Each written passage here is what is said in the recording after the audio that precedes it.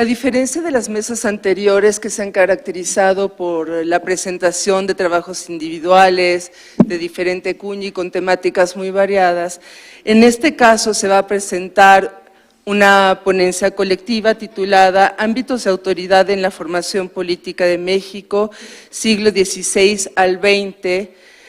El presente texto, dividido en dos partes, es el esfuerzo de un trabajo colectivo que surgió del Seminario Formación Política de México, siglo XVI al XX, que dirige quien aquí nos convoca, nuestro querido maestro Andrés Lira. El grupo de trabajo inició hace aproximadamente 9 años, originalmente como un seminario de tesis donde paulatinamente se fueron integrando estudiantes que planteaban su propuesta de trabajo. Los temas abordados fueron diversos y abarcaban distintos periodos, de suerte que el problema inicial fue cómo desarrollar dicho seminario a partir de la pluralidad de temas y temporalidades. Para sorpresa nuestra, el maestro sabiamente estructuró el seminario a partir de un concepto que él mismo denominó ámbitos de autoridad. Así, ámbito de autoridad fue el término empleado directa o indirectamente en cada uno de los trabajos de los miembros del seminario y hoy nos da la oportunidad de plantear la forma en que emprendimos nuestras propias investigaciones. Si nos pusiéramos a dar la reseña curricular de cada uno de los participantes, nos sacábamos todo el tiempo de las ponencias, pero sí me voy a tomar la libertad de decir los nombres, porque de alguna manera no solo participamos en los trabajos, sino cada uno puso hasta donde pudo un granito de arena para la organización de esta actividad. Entonces comienzo por María José Rizausí, Ernesto Arechiga, Judith de la Torre, María del Carmen León, Moisés Ornelas, Lara Semboloni, Georgina López, Claudia Ferreira, Lourdes Turrent, Patricia Pérez Munguía, Águeda Venegas, Rodrigo Salomón Pérez, Carmen Espinosa, Saidi Núñez, Elizabeth Martínez, Leopoldo López Valencia. Vamos a dar la palabra justamente a Rodrigo Salomón Pérez para que desarrolle perspectivas y nociones en torno al concepto ámbitos de autoridad.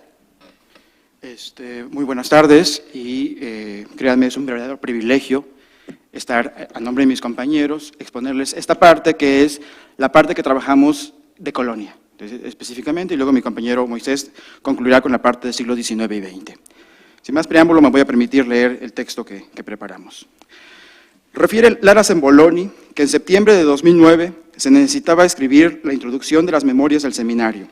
Cito: así que le dije al doctor Lira, ahora sí, necesito que me dé la definición de ámbito de autoridad.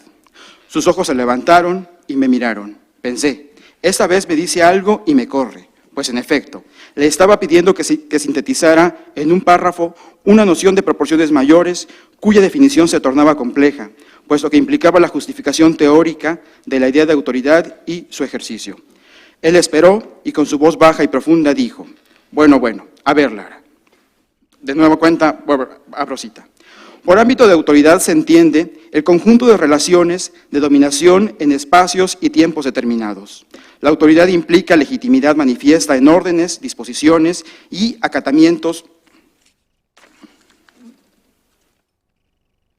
de los implicados en esas relaciones. Los ámbitos de autoridad pueden abarcar muchos espacios y órdenes, por ejemplo, el Estado, ámbito de autoridad mayor. Así, encontramos otros ámbitos de autoridad que se relacionan entre sí. Cierro cita. Definición clara y contundente, cuyo sentido refleja una visión del derecho dinámica, lejana de la corriente normativista kelsiana, caracterizada por su insuficiencia para explicar el orden de una sociedad. En contrapartida, la propuesta del doctor Lira propone un derecho que no contiene la verdad absoluta, sino que está constituido por múltiples y constantes interacciones de los grupos sociales. Una visión así solo puede partir de un hombre erudito que ha mostrado su inquietud por explicar el diálogo permanente entre la realidad histórica y la teoría.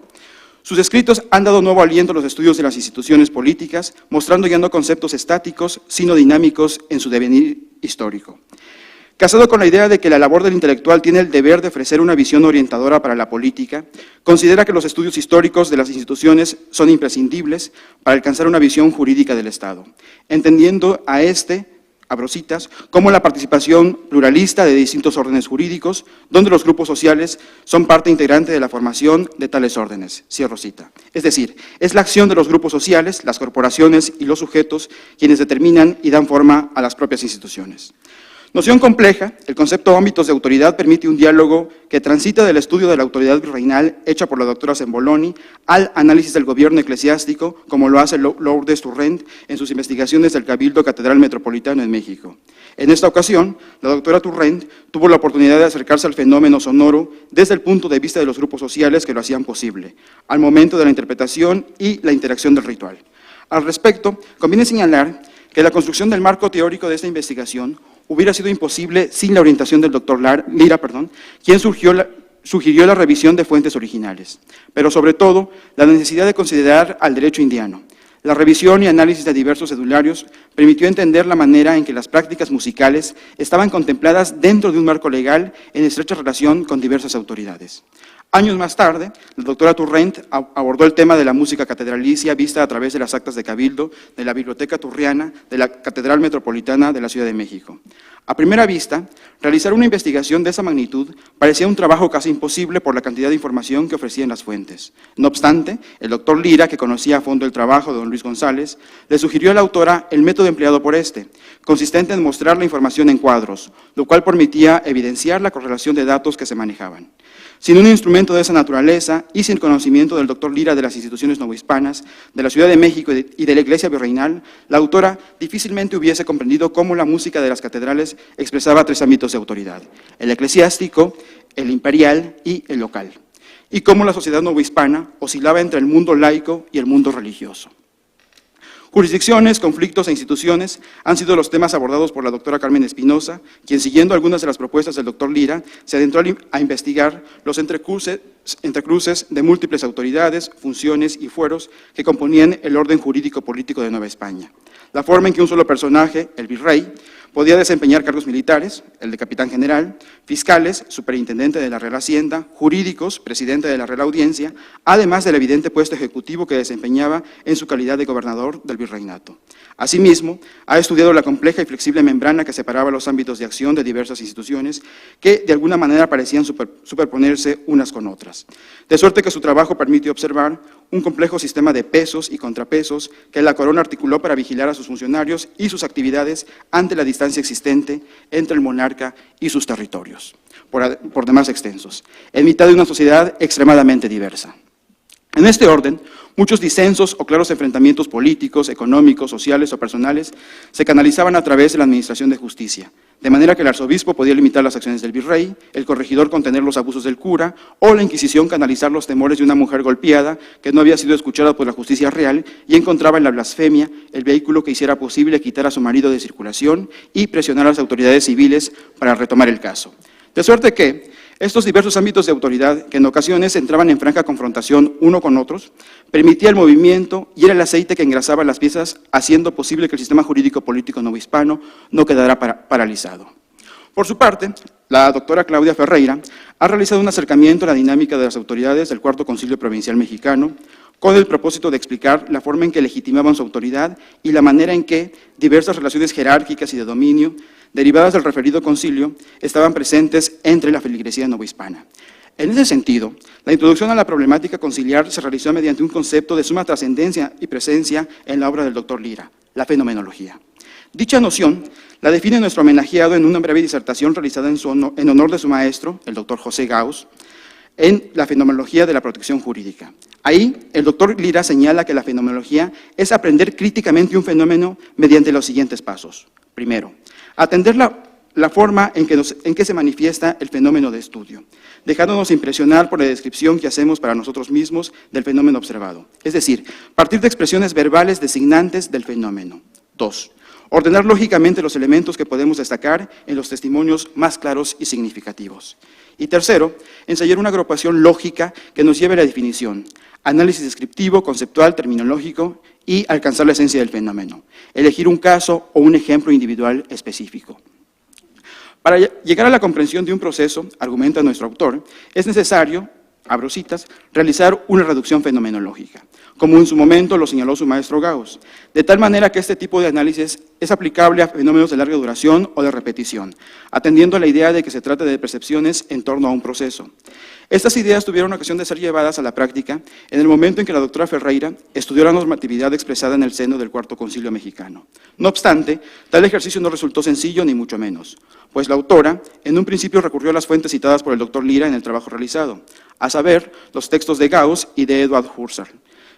quienes, lejos de aclarar el método, la confundieron más. A lo cual, el doctor Lira señaló que, en efecto, el planteamiento que hace Husserl sobre la fenomenología es complejo porque parte de una crítica al estudio de la psicología en su momento, nociones y concepciones que posteriormente retomaría Gauss al hacer la traducción de la obra. Así, con la generosidad que lo caracteriza, el doctor Lira explicó en palabras verdaderamente asequibles su experiencia de reducción fenomenológica de la fenomenología.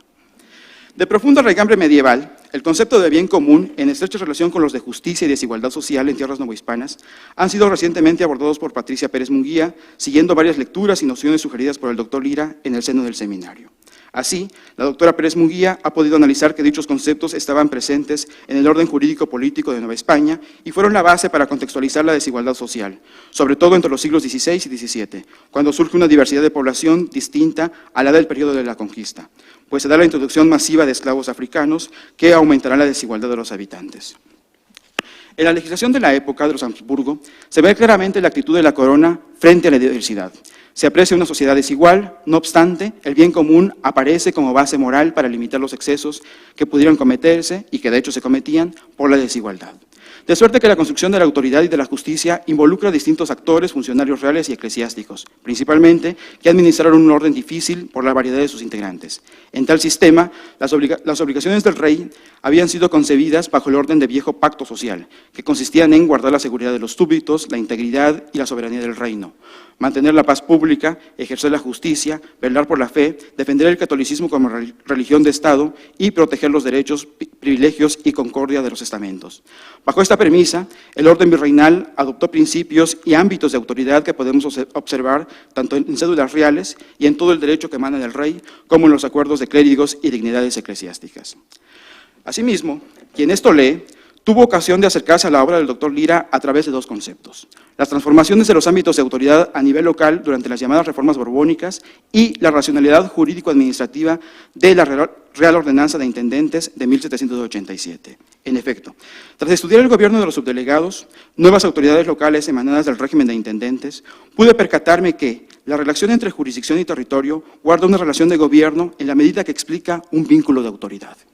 Así, siguiendo algunas nociones expresadas por el doctor Lira, la jurisdicción emanaba desde la fuente representada por el príncipe y al concederla a sus magistrados, estos eran animados con ella, pero además la actualizaban y reproducían en el territorio que gobernaban y, consecuentemente, sobre los habitantes del mismo. De forma que era el propio príncipe, a través de sus magistrados, quien ejercía la jurisdicción en un territorio determinado. Así, esta concepción de la jurisdicción ordinaria, adherida al territorio, estaba en consecuencia directamente ligada al proceso de territorialización del poder.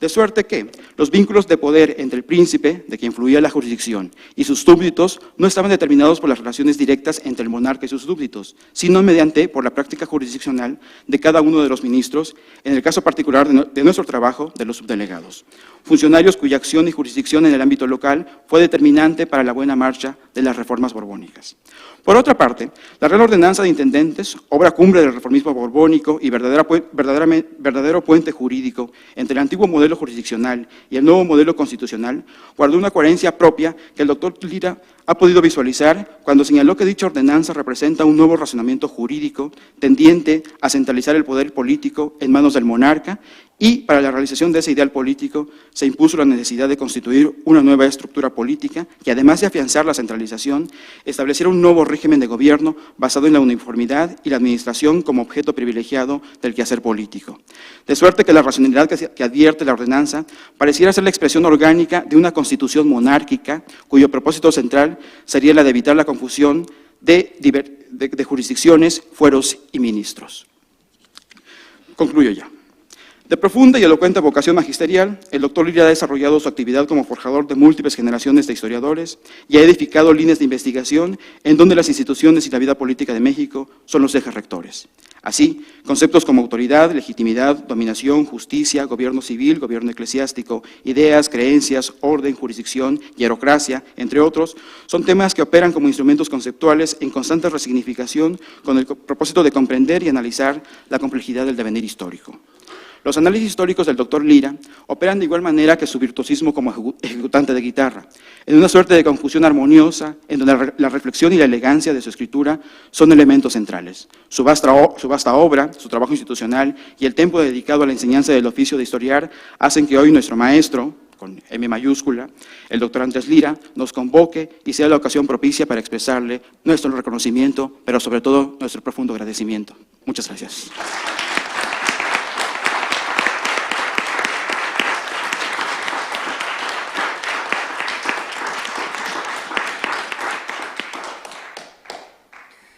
Agradecemos a Rodrigo Salomón Pérez su presentación y damos la palabra a Moisés Ornelas para que nos lea la parte correspondiente a los siglos XIX y XX. Moisés. Muchas gracias. Bueno, seré vocero de esta ponencia colectiva del Grupo B, que no es la división de ascenso ni buscamos repechaje, pero es México siglo XIX-XX. Bueno, que el doctor Andrés Lira dirija las tesis doctorales de numerosos alumnos no es novedad. Que haga de esto una experiencia académica y una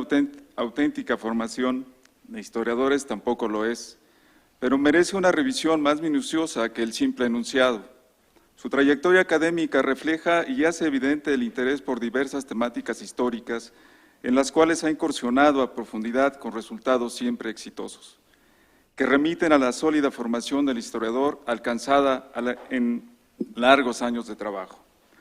En tal sentido, las principales vías para reclutar a sus tesistas ha sido su magnífico curso de ideas e instituciones políticas del siglo XIX en México y especialmente el Seminario de Formación Política de México, siglos XVI-XX, aquí presentes la mayoría,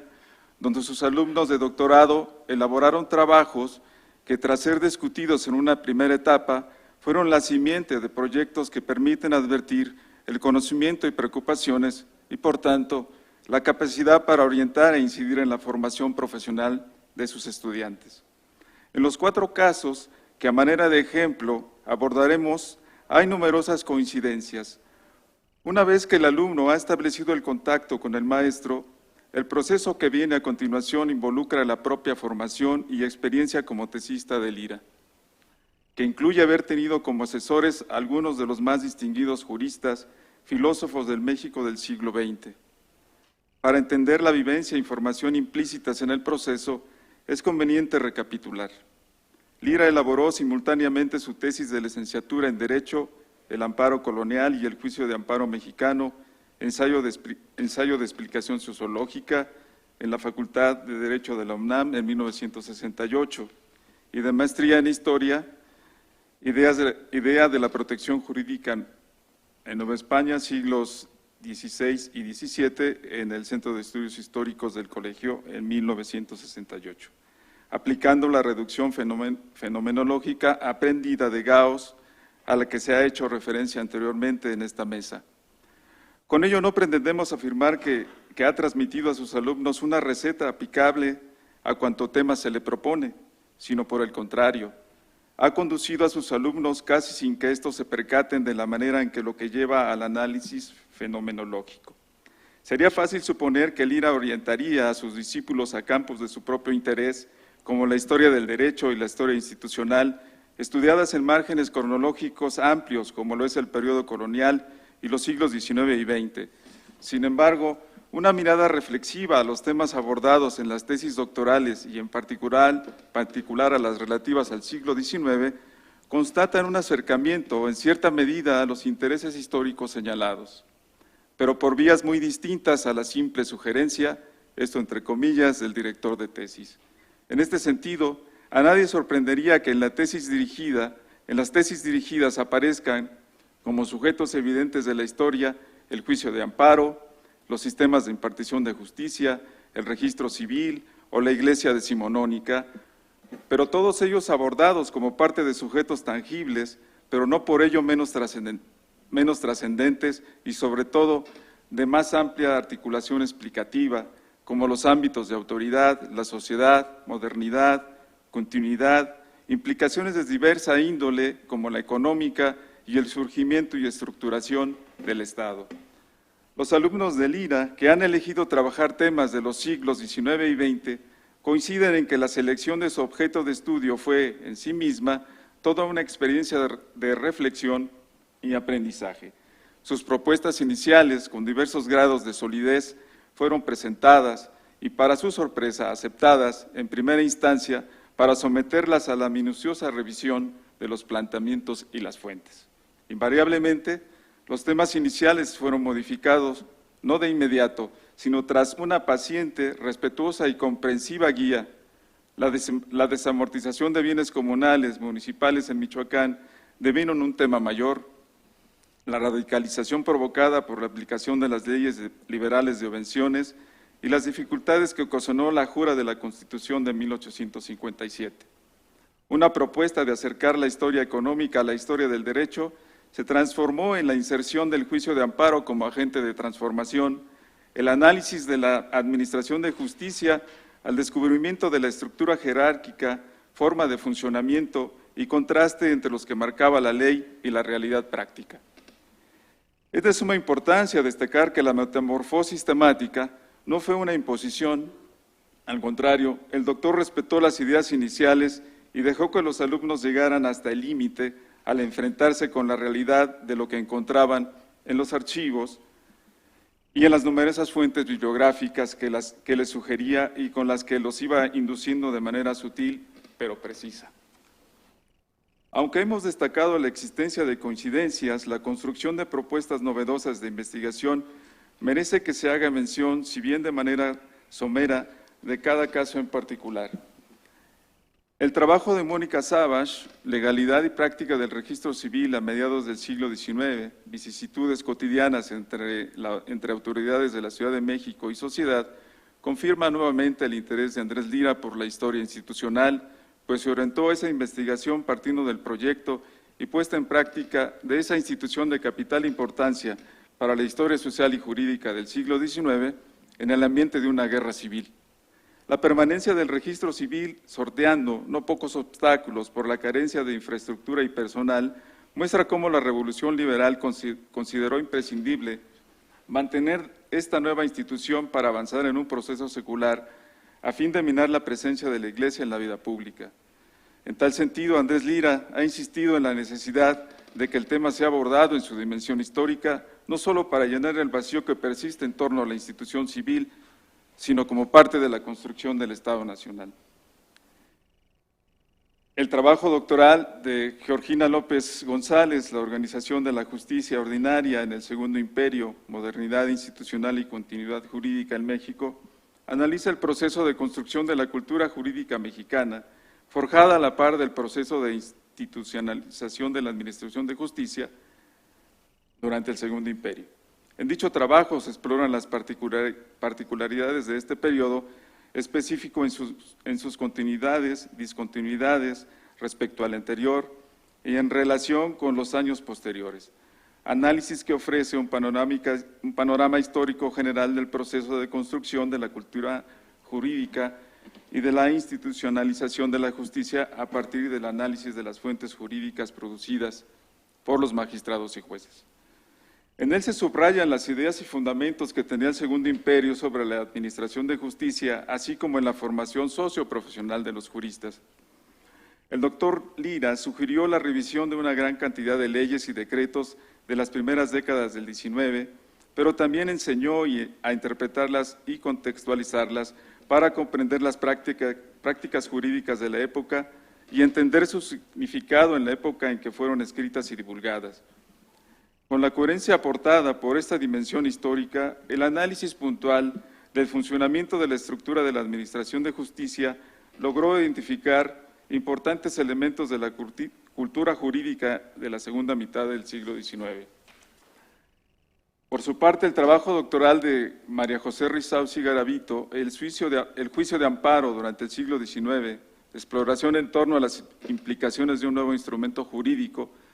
surgió del interés inicial de su autora por incursionar en la historia económica. Sin embargo, al asumir el ya mencionado proceso de reducción fenomenológica,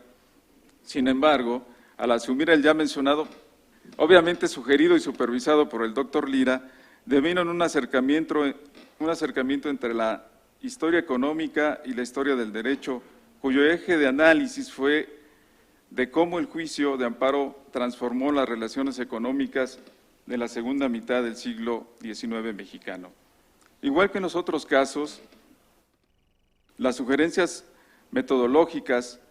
obligaron a extender el puente con la historia del derecho y poco después con la historia política. Una lectura atenta de una significativa muestra de sentencias de amparo del siglo XIX fue seguida del ejercicio de reducir a su esencia gran cantidad de datos históricos para, desde la noción de esfera de Weber, permitir a la autora identificar los distintos ámbitos donde tuvo incidencia la inserción del juicio de amparo como agente de transformación. Esa misma noción también llevó a comprender cómo los usuarios del amparo reafirmaron su uso en la práctica al adaptarse a una novedad ofrecida por el liberalismo triunfante, si bien en forma no del todo consciente, seguía una inercia o costumbre producto de la endeble cultura política nacional desde tiempos coloniales. Después de pasar por las fuentes jurídicas que alimentaron las primeras décadas del juicio de amparo y por extensión del pluralismo presente en ellas, resultó evidente que el liberalismo se valía de fuentes coloniales para insertar con éxito su joya más alabada y enriqueció la forma de comprender el proceso de largo aliento y enorme complejidad que tiene tras de sí la construcción de la vida institucional de nuestro país. En lo que concierne al trabajo doctoral de quien habla, a la sombra de la Revolución Liberal, Iglesia, Política y Sociedad en Michoacán, 1821-1870, como ya se comentó, la guía y sugerencias concretas del doctor Lira hicieron posible que la investigación no quedara en un estudio local en las regiones del Estado, sino ampliarlo a un ambiente político y social que las reformas liberales provocaron en la geografía de los pueblos del Obispado de Michoacán, cuyo aliciente mayor era lograr la recreación del problema con un enfoque a ras de suelo de fenómenos mayores, en los que el doctor Lira insistió en subrayar la importancia que el conocimiento y la explicación de la historia eclesiástica tenía para la historia política y social del siglo XIX. En consecuencia, se asumió que el estudio de la relación entre la Iglesia y el gobierno civil era fundamental para entender el surgimiento del Estado mexicano. En este punto, señaló que la singularidad de la investigación en los casos advertidos en el Obispado de Michoacán se hacía evidente la gradual separación de los ámbitos de autoridad de ambas instancias de poder, cuya gestación marcada durante los años de la Revolución Liberal daba cuenta del grado de la disputa vida en la que el poder eclesiástico buscó defender a toda costa su autonomía y áreas de influencia. Insistió en destacar que la problemática que vivió el Obispado de Michoacán formaba parte de un conflicto más amplio entre actores mayores, como el de una iglesia que se define como sociedad perfecta y autosuficiente frente al Estado que reclama la exclusividad de la autoridad. Quienes suscribimos estas páginas, discípulos más que alumnos del doctor Lira, comprendemos a cabalidad que la mejor manera de homenajear al maestro ha sido precisamente presentar los productos resultantes de sus enseñanzas. Pero en una ocasión como la presente es inevitable hacer mención a otros factores involucrados en el proceso de nuestra formación profesional, pues, más allá de la formación académica, la labor de historiar lleva implícito valores como la honestidad, la coherencia entre el decir y el actuar, el respeto y la voluntad de ejercer el magisterio hasta sus últimas consecuencias, campos en los que nuestro maestro destaca por derecho propio. A ello se suma una enorme generosidad, manifiesta en su política de puertas abiertas, entiéndase, el estudiante tiene derecho de picaporte, tanto la de su cubículo como la de la presidencia en su momento, para recibirnos pacientemente y escucharnos. Gracias.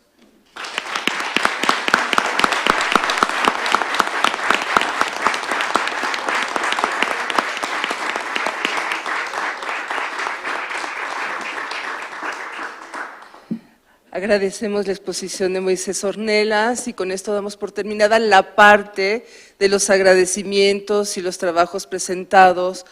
por investigaciones inspiradas, aleccionadas, dirigidas por el doctor Andrés Lira, con toda la carga de gratitud y de afecto que ya se ha expresado en todas las mesas desde el día de ayer. Tenemos marcada a esta hora un receso, pero los invitamos a no salir porque parece que hay una actividad que se propone justamente para esta hora y esperamos mayores instrucciones.